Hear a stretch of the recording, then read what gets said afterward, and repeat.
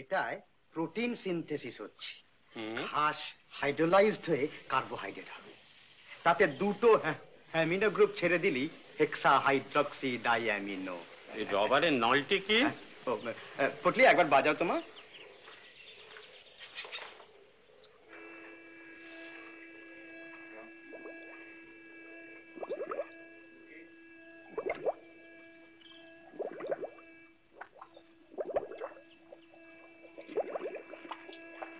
শুধুই ভুরভুরি অক্সিডাইজ হচ্ছে।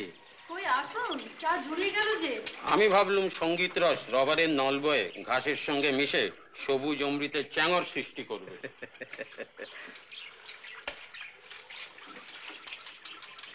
এটাই যদি সাকসেসফুল হতে পারি না, তাহলে আমার মনে হয় দেশে আরো কন্যা ভাব থাকবে না।